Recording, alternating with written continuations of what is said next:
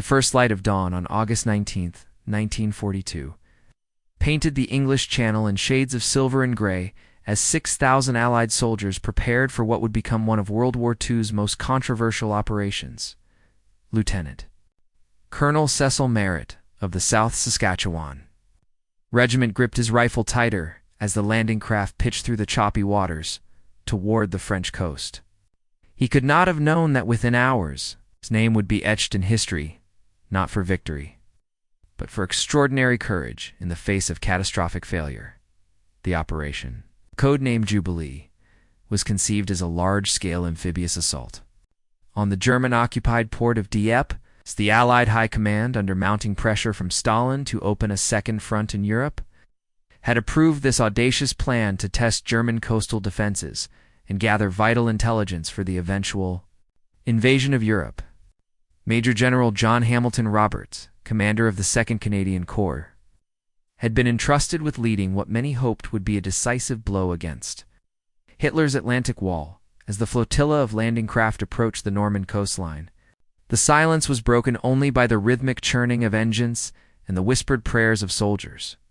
The Royal Regiment of Canada, the Essex Scottish, the Royal Hamilton Light Infantry, and the South Saskatchewan Regiment formed the backbone of the assault force. Supporting them were British commandos, including No. 3 and No. 4. Commandos, along with a small contingent of American Rangers and Free French forces. The plan appeared sound on paper. The main assault would strike Dieppe's central beach, while simultaneous flanking attacks would capture the coastal batteries at Bernaville and Varangeville. The Royal Air Force had promised overwhelming air support, with over 70 squadrons committed to the operation. Meanwhile, the Royal Navy would provide naval gunfire support, though Admiral Lord Louis Mountbatten's combined operations headquarters had made a fateful decision to exclude heavy naval bombardment, fearing it would compromise the element of surprise. Intelligence reports suggested that Dieppe was defended by a single regiment of second-rate German troops, mostly older men deemed unfit for frontline combat. The Allies believed they could overwhelm these defenses quickly, capture the port facilities intact, and withdraw before German reinforcements could arrive. This assessment would prove tragically incorrect. As the landing craft drew closer to shore, the magnitude of the challenge became apparent. The town of Dieppe sat in a natural amphitheater, with high cliffs on either side of the main beach, creating a natural killing ground. The Germans had spent 2 years fortifying these positions, installing concrete bunkers, machine gun nests, and artillery pieces that commanded perfect fields of fire over the approaches. At precisely 5:20 in the morning, the silence shattered. German searchlights blazed across the water, illuminating the approaching Allied fleet like actors on a deadly stage. The element of surprise so crucial to the operation's success had been lost. What followed would transform a carefully planned raid into a desperate struggle for survival, teaching the Allies harsh lessons about amphibious warfare that would prove invaluable when they returned to European shores 2 years later. On the beaches of Normandy, the tragedy of Dieppe was about to unfold, and history would remember it as both a devastating defeat and a crucial stepping stone toward ultimate victory. The German machine guns opened fire at 5:45 in the morning, their deadly chatter echoing off the chalk cliffs as the first wave of Canadian soldiers stormed ashore. Major General John Hamilton Roberts, commanding from the destroyer HMS Culpe offshore, watched in horror as his carefully laid plans disintegrated before his eyes.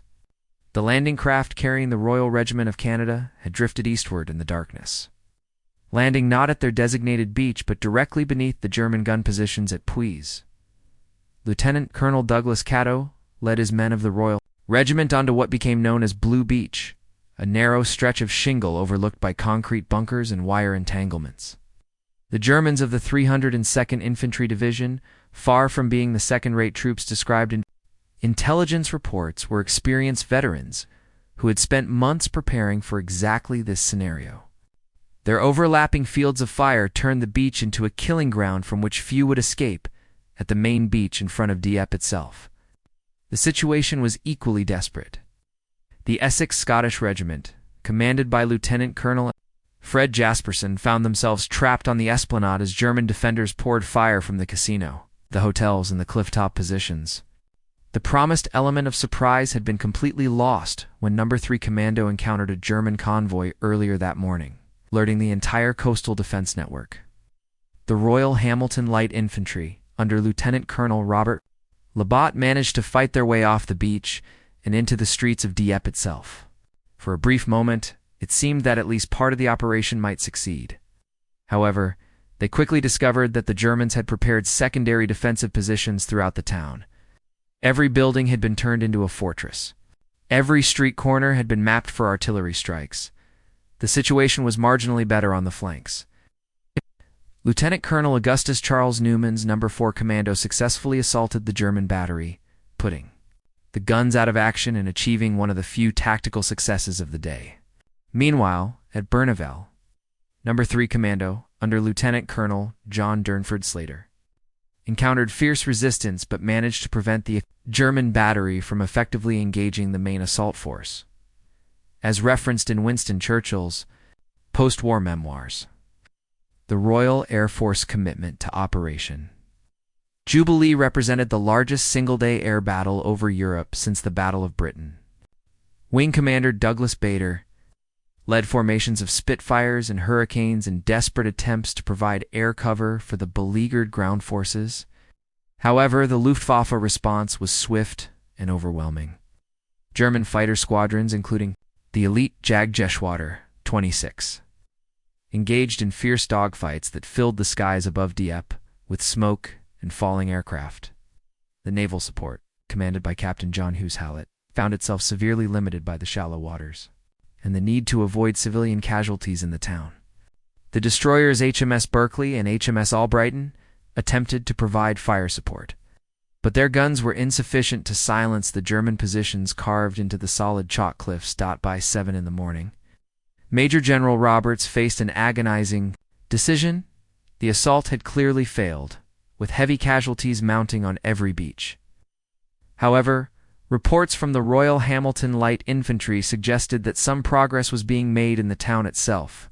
Against his better judgment, Roberts authorized the landing of the reserve force, Les Fusiliers, Montreuil, under Lieutenant Colonel Dollard Menard. The French-Canadian regiment landed directly into the maelstrom at 8:30, their landing craft navigating through a sea littered with the wreckage of earlier waves. The courage of these men, advancing into certain death to support their comrades, exemplified the spirit that would ultimately carry the Allies to victory in Europe, though not on this terrible day at Dieppe. The carnage on the beaches of Dieppe reached its crescendo as the morning sun climbed higher, casting long shadows from the German gun positions that had turned the shoreline into a graveyard. Lieutenant Colonel Cecil Merritt of the South Saskatchewan Regiment had achieved the impossible. His men had captured the bridge over the Sea River at Pourville, the westernmost landing point. Standing exposed on the bridge, under withering German fire, Merritt waved his helmet and shouted encouragement to his troops. "Come on over, there's nothing to worry about here." This act of extraordinary courage, witnessed by dozens of soldiers, would later earn Merritt the Victoria Cross, Britain's highest military decoration. His leadership inspired the South Saskatchewan Regiment to push inland further than any other unit that day, advancing nearly 2 miles into German-held territory. Before being forced to retreat at Puis, the situation remained desperate. The Royal Regiment of Canada, trapped on the narrow beach by wire obstacles and subjected to continuous machine gun fire from the cliffs above, fought with the tenacity of cornered lions.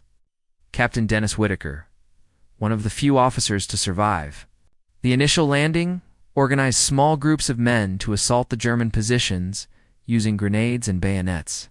Despite their heroic efforts, the mathematics of the situation were brutal. The Germans held every advantage of position and firepower. The German defenders, commanded by General Konrad Haas of the 302nd Infantry Division, executed their defensive plan with methodical precision. They had prepared for exactly this scenario, creating interlocking fields of fire that made movement across the beaches virtually impossible. The coastal artillery batteries, contrary to Allied intelligence, were manned by experienced gunners who had spent months plotting every conceivable approach to their positions. Meanwhile, the tank landing ships approached the main beach at Dieppe. Carrying the 29th Armored Reconnaissance Regiment, equipped with Churchill tanks, the plan called for these armored vehicles to break through the German defenses and advance into the town, providing the infantry with much-needed support. However, the reality of amphibious warfare proved far more complex than the planners had anticipated. The first tanks to land immediately encountered obstacles that had not appeared in reconnaissance photographs. The Germans had laid concrete blocks and steel barriers along the beach, creating tank traps that channeled the advancing armor into predetermined killing zones. Lieutenant Colonel Johnny Andrews, commanding the tank regiment, watched helplessly as his Churchill tanks became sitting targets for German, shooting anti-tank guns hidden in the buildings overlooking the esplanade. The Royal Air Force, despite suffering heavy losses, continued to provide what support they could. Squadron leader Brian Kincombe led repeated strafing attacks against German positions, O's Spitfires diving through intense anti-aircraft fire to rake the cliff-top bunkers with machine gun fire. However, the German defenses had been designed to withstand such attacks, with many positions protected by reinforced concrete that could deflect all but direct hits from heavy bombs, as detailed in the official Royal Canadian Air Force history. The air battle over Dieppe involved over 900 Allied aircraft, making it one of the largest single-day air operations of the war. The cost was enormous. The Royal Air Force lost 106 aircraft, while the Luftwaffe lost only 48. German fighter pilots, including the ace Adolf Galland, described the battle as one of the most intense of their careers. On the destroyers offshore, the medical staff worked frantically to treat the wounded being evacuated from the beaches. The hospital ship HMS Ternate, clearly marked with red crosses, came under fire from German shore batteries, illustrating the desperate nature of the fighting. Naval personnel, including many who had never seen combat, volunteered to crew the landing craft returning to the beaches to evacuate wounded soldiers. The courage displayed by individual soldiers and small units became legendary. Company Sergeant Major Cornelius Stapleton of the Essex Scottish single-handedly held a German position for over an hour, allowing his men to evacuate wounded comrades. Private John Foote, a chaplain with the Royal Hamilton Light Infantry, repeatedly returned to the beach under fire to carry wounded soldiers to safety, ultimately choosing to remain with the prisoners rather than escape. As the morning wore on, it became increasingly clear that the operation had failed catastrophically. But the heroism of the men fighting on the beaches would be remembered long after the tactical defeat was forgotten. By 10 o'clock in the morning, Major General John Hamilton Roberts faced the most difficult decision of his military career. Radio communications from the beaches painted a picture of unmitigated disaster. Yet fragments of information suggested that some units might still be making progress. The Royal Hamilton Light Infantry reported that they had penetrated into Dieppe itself, while the South Saskatchewan Regiment under Lieutenant Colonel Cecil Merritt had advanced inland from Portville. Should he order an immediate withdrawal, or gamble everything on one final push? The German response had been swift and overwhelming. General Conrad Haas had immediately activated the coastal defense plan, calling in reinforcements from the 10th Panzer Division stationed near Amiens. German artillery observers, positioned on the high cliffs surrounding Dieppe, were directing accurate fire onto every landing craft approaching the beaches. The harbor, which the Allies had hoped to capture intact, bristled with anti-tank guns and machine gun nests that commanded perfect fields of fire. Captain John Hallett, the naval commander, provided a stark assessment of the situation. The destroyers HMS Berkeley and HMS Albrighton were running low on ammunition after hours of continuous fire support. Worse, the shallow waters off Dieppe prevented the larger ships from closing to effective range, limiting their ability to suppress the German positions. The Royal Navy had lost several landing craft, and the surviving vessels were struggling to evacuate the wounded under constant fire. The air situation was equally grim. Wing Commander Douglas Bader, despite his best efforts, could not establish air superiority over the battlefield.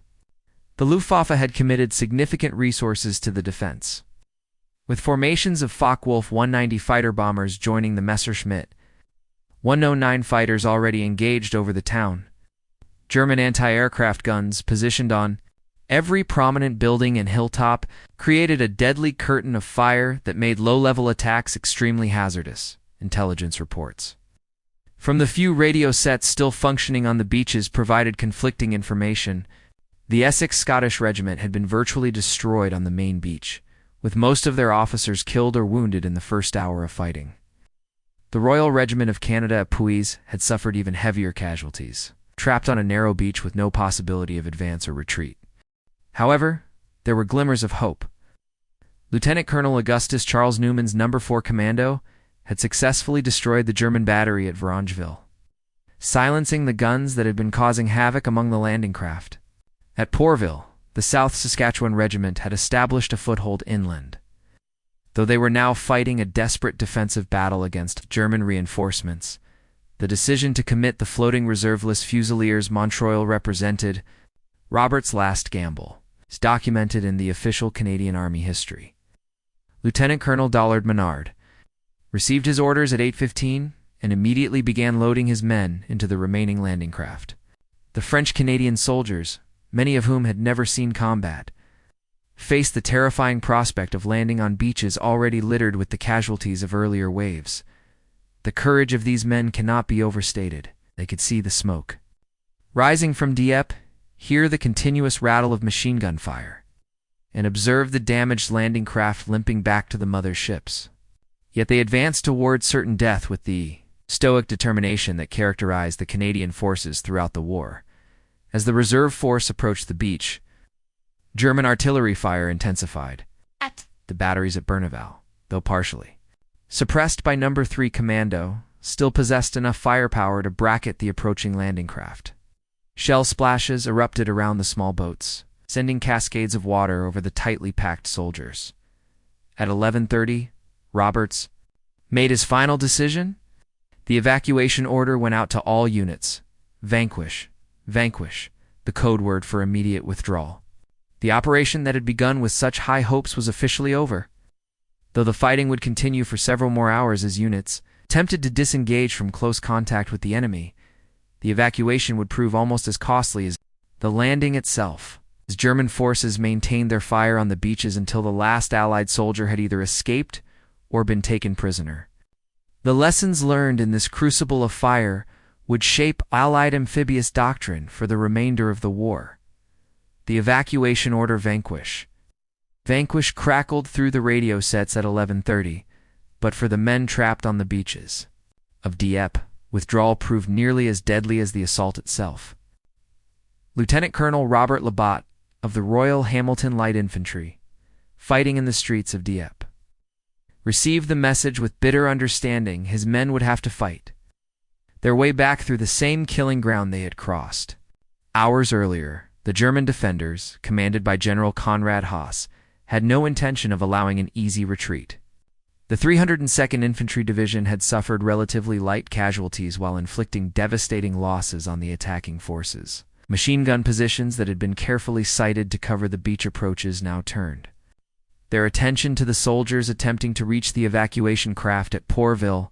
Lieutenant Colonel Cecil Merritt faced an impossible situation. His South Saskatchewan Regiment had advanced furthest inland, but this success now became a liability. German reinforcements from the 10th Panzer Division were closing in on three sides, while the narrow beach offered the only route to safety. The withdrawal became a fighting retreat, with small groups of soldiers providing covering fire, while others fell back toward the landing craft. The naval evacuation, directed by Captain John Hughes Hallett, required unprecedented courage from the crews of the landing craft. These small vessels, many of them manned by Royal Navy reservists who had been civilians just months earlier, repeatedly returned to the beaches under intense fire. The landing craft mechanized, designed to carry 36 men, often evacuated, twice that number, with wounded soldiers lying 3 deep in the bilges. The Royal Air Force continued to provide support despite catastrophic losses. Squadron leader Brian King Cum's Spitfire squadrons flew continuous patrols over the evacuation beaches, engaging German fighters and ground attack aircraft. The cost was enormous by day's end. The RAF would lose 106 aircraft, including many experienced pilots who could not be easily replaced, as detailed in the memoirs of Captain Derek Lang, who commanded one of the destroyers providing fire support. The evacuation took on a desperate character as the day wore on. German artillery fire became increasingly accurate as observers on the cliffs called in corrections. Berkeley, after providing fire support for over 6 hours, took a direct hit from a German bomb and had to be abandoned. The medical evacuation presented its own horrors. The hospital ship HMS Ternate, clearly marked with red crosses, came under fire from German shore batteries. Medical personnel, including many volunteers from the Women's Royal Naval Service, worked under impossible conditions to treat the wounded. The ship's surgeon, Lieutenant Commander John Harrison, later described the scene as organized chaos, with wounded men covering every available surface. On the beaches themselves, individual acts of heroism became the norm rather than the exception. Private John Foote, the chaplain of the Royal Hamilton Light Infantry, repeatedly returned to the beach under fire to carry wounded soldiers to safety. When offered a place on the last evacuation craft, Foote chose to remain with the wounded and captured, knowing he would face imprisonment. The German prisoners of war would later describe the discipline and courage of the Canadian forces during the withdrawal. Despite the catastrophic casualties and the obvious failure of the operation, there was no panic, no collapse of military order. Units maintained their cohesion and continued to fight, effective rearguard actions even as they fell back to the beaches. The tanks of the 29th Armored Reconnaissance Regiment, commanded by Lieutenant Colonel Johnny Andrews, could not be evacuated. The Churchill tanks, those that had survived the initial landing, were systematically destroyed by their crews to prevent them from falling into German hands. The tank crews joined the infantry in the desperate fight to reach the evacuation beaches. By 4 o'clock in the afternoon, the last landing craft pulled away from the beaches of Dieppe. The operation that had begun with such high hopes lay in ruins, with over 3,000 casualties among the 6,000 men who had landed that morning. The small French port, which the Allies had hoped to capture and hold, remained firmly in German hands. The German defenders had achieved a decisive victory, but they had also provided the Allies with invaluable lessons about amphibious warfare.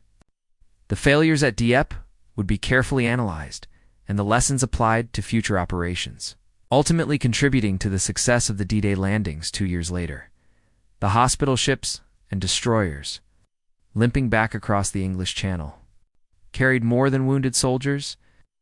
They carried the shattered remnants of what had been intended as a triumphant demonstration of Allied power. Of the 6,000 men who had landed at Dieppe on the morning of August 19, 1942, only 2,400 returned to England.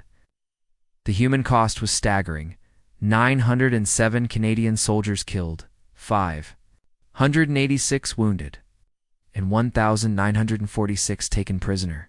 The recriminations began almost immediately. Prime Minister Winston Churchill, who had initially supported the operation, faced harsh criticism in Parliament and the press. The decision to proceed without heavy naval bombardment, made to preserve the element of surprise, was questioned by every military analyst. The intelligence failures that had underestimated German defensive preparations became the subject of intense investigation. General Sir Alan Brooke, as Chief of the Imperial General Staff, conducted a thorough review of the operation. His classified report, not released until decades later, was brutally honest about the tactical failures. The plan had been overly ambitious, the intelligence inadequate, and the coordination between services insufficient. Most damning of all, the operation had been launched without sufficient consideration of what would happen if the initial assault failed. The German response was swift and propagandistic. Dr. Joseph Goebbels' propaganda ministry proclaimed the Battle of Dieppe as evidence of German invincibility and Allied incompetence. German newspapers published photographs of captured Canadian soldiers and destroyed Churchill tanks, presenting the raid as a failed invasion attempt.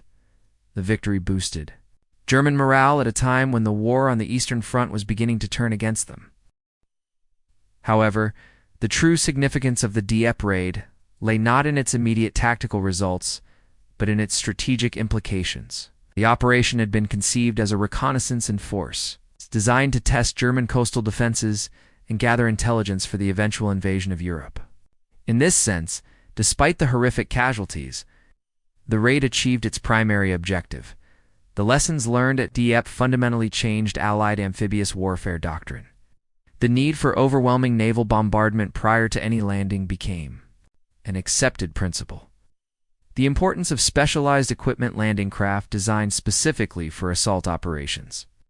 Armored vehicles capable of operating on beaches, in portable harbors that could be established where ports were unavailable, was clearly demonstrated, as documented in the official United States Army history. American observers who witnessed the Dieppe operation reported their findings directly. 2. General Dwight D. Eisenhower, who was already planning for the eventual invasion of Europe. The failure to achieve surprise, the vulnerability of landing craft to shore-based artillery, and the need for sustained air superiority all became fundamental principles of Operation Overlord.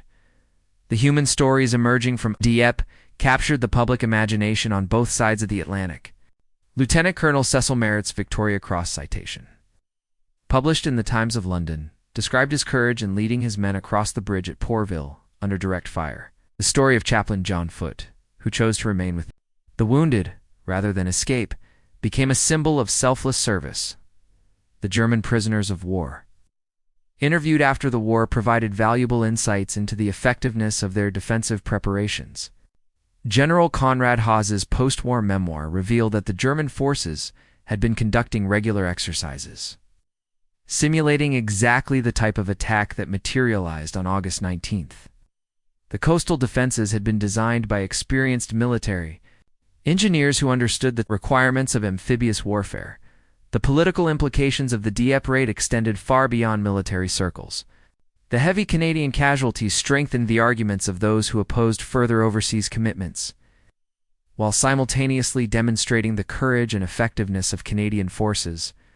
The raid became a source of national pride despite her. Perhaps because of its tragic outcome, the French civilians of Dieppe, who had endured the battle as unwilling spectators, provided their own perspective on the events. Many had hoped that the Allied landing represented the beginning of liberation, only to watch the forces withdraw after 9 hours of fighting. The disappointment was profound, but the courage displayed by the Allied soldiers left a lasting impression on the Norman population. The true measure of the Dieppe raid's significance became clear not in the immediate aftermath of August 19th, 1942, but in the successful Allied landings on the beaches of Normandy on June 6, 1944. Every lesson learned in blood on the shingle of Dieppe was applied to Operation Overlord, transforming tactical disaster into strategic wisdom that would ultimately help liberate Europe. General Dwight D. Eisenhower, Supreme Allied Commander for the D-Day landings, later acknowledged that the Dieppe raid had been essential to the success of the Normandy invasion.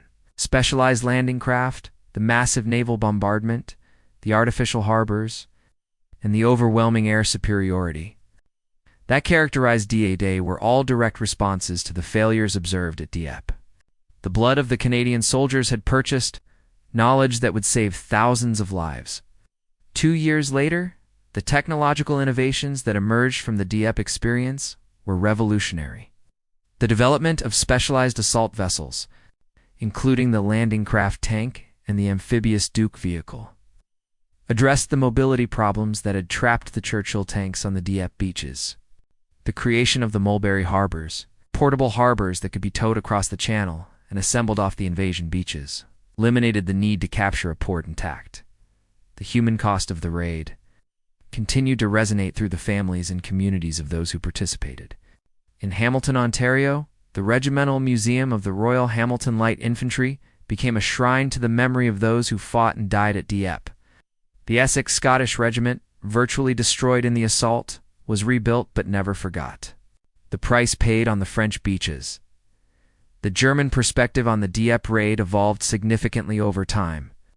Initially celebrated as a great victory, the operation later came to be seen by German military historians as a valuable training exercise for the Allies.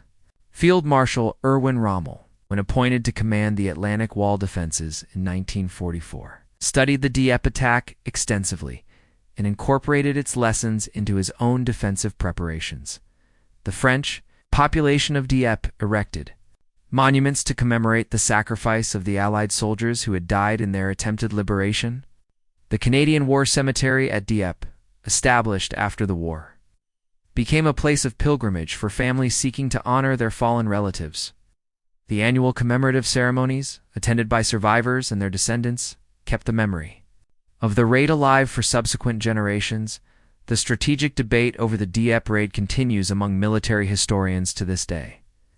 Some argue that the operation was a necessary sacrifice that provided essential intelligence for the eventual success of D-Day. Others contend that the same lessons could have been learned through more limited operations with far fewer casualties. The truth likely lies somewhere between these extremes. The raid was both a tactical disaster and a strategic necessity. The personal stories of the survivors provided the most powerful testimony to the raid's significance. Lieutenant Colonel Cecil Merritt, who earned the Victoria Cross for his leadership at Pourville, spent the remainder of the war as a prisoner, but returned to Canada to serve in Parliament. His post-war speeches about the importance of international cooperation and the prevention of future wars carried special weight because of his experiences at Dieppe. The medical advances that emerged from treating the Dieppe casualties also contributed to the war effort. The experience of dealing with massive casualties from amphibious operations led to improvements in battlefield medicine, evacuation procedures, and treatment of combat trauma. These innovations would prove invaluable during the much larger casualty loads of the Normandy campaign. Perhaps most significantly, the Dieppe raid demonstrated the resilience and courage of the Allied forces in the face of catastrophic failure. The discipline maintained during the withdrawal, the sacrifice of individuals like Chaplain John Foote, and the determination to learn from disaster, rather than be defeated by it, exemplified the spirit that would ultimately prevail in the war against fascism today. As we examine the Dieppe raid from the perspective of more than 80 years, its significance becomes clear. It was not a meaningless sacrifice, but a cruel necessity, a down payment on the eventual liberation of Europe.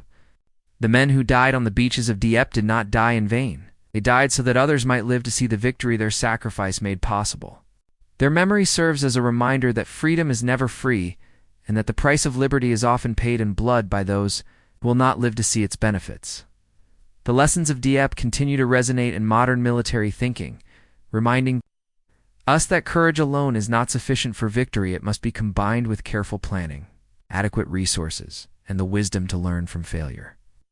In this sense, the Dieppe raid remains as relevant today as it was on that terrible August morning in 1942 when 6,000 men sailed toward the French coast, not knowing that their sacrifice would help change the course of history.